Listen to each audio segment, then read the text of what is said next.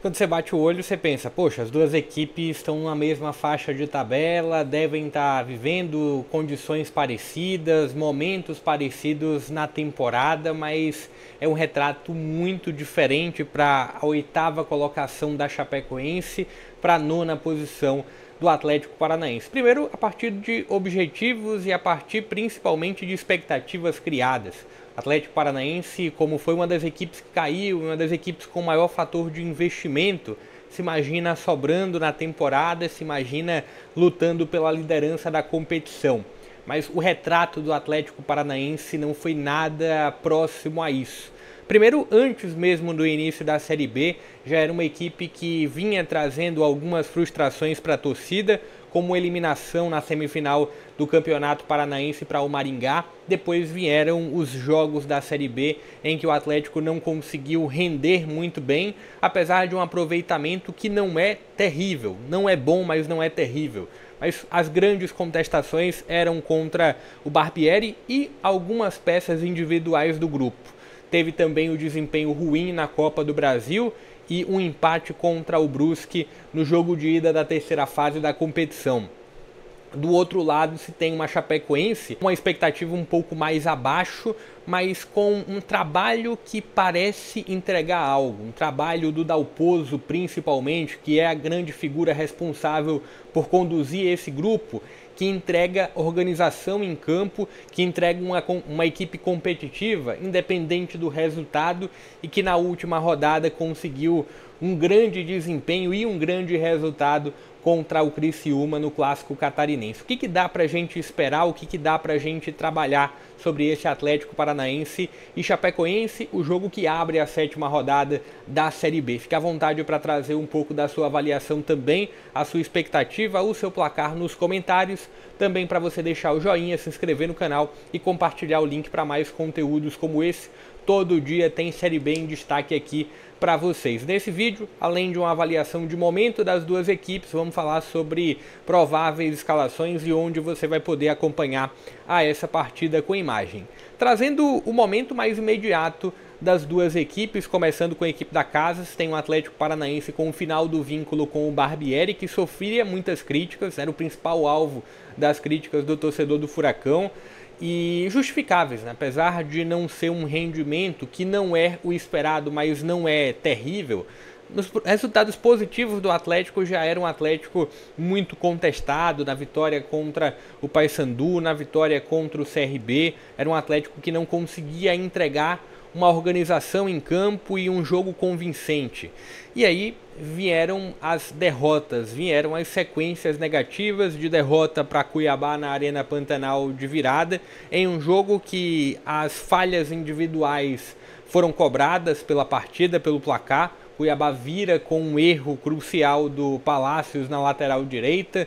Depois tem a sequência de uma derrota para o Novo Horizontino, um adversário de uma prateleira alta também, mas que também foi uma derrota muito sentida. A derrota, o empate na verdade, contra o Brusque, e a derrota de goleada, que aí sim foi o ponto, foi a gota d'água para o trabalho do Barbieri ser finalizado. Um 4-1 para o Botafogo de Ribeirão Preto, na Liga Arena, com o Botafogo sendo aplaudido pelos torcedores do Atlético. Uma grande atuação do Botafogo em um jogo que foi marcado por uma expulsão no início da partida, mas que que os dois gols do Botafogo, eu acredito muito a pontos de falhas de atenção do que muito mais a desorganização, mas os dois gols do Botafogo no segundo tempo foram um retrato de uma bagunça que é o Atlético na temporada, o Atlético do Barbieri. O Atlético já tem movimentações para um novo nome, se tem o nome do Pepa como o principal alvo. Inclusive eu trouxe um vídeo falando sobre o Pepa e principalmente o trabalho dele no Sport, que foi o último dele no futebol brasileiro. Se você quiser acompanhar, vai estar em algum card aqui no local da tela. Quando a gente olha para o retrato da Chapecoense, a Chapecoense que consegue alguns resultados de muito impacto. O principal deles, e que eu venho destacando aqui no canal, foi o jogo contra o Paysandu mas principalmente pelo fator surpresa na Chapecoense, que até aquele momento, pelo menos eu não tinha visto na Série B, jogando com a linha de 3 zagueiros. Colocou 3 zagueiros, despertou o que há de melhor no Mailton, o que há de melhor no Clá. Teve um Bruno Matias contra o Criciúma sendo um bom personagem, não só ele, né? Contra o Criciúma, até pelo tamanho do resultado e da forma que o jogo aconteceu, todos os personagens da Chapecoense tiveram pontos altos, mas é uma Chapecoense que principalmente tem o fator da organização direcionado a partir do trabalho do Dalpozo. Quando a gente olha para as prováveis escalações, pedindo novamente para você, está curtindo o vídeo, deixa o like, deixa a sua inscrição também, compartilha o link e bora lá falar sobre as prováveis escalações. Do lado do Atlético a gente tem Mikael no gol, e aqui também deixando crédito e um pouco de dúvida sobre essa provável escalação, porque é da ESPN e em alguns momentos ela só retrata a escalação do jogo passado. Não foi o caso específico dessa. Mas na lateral direita, a ESPN coloca o Raul como o nome de preferência.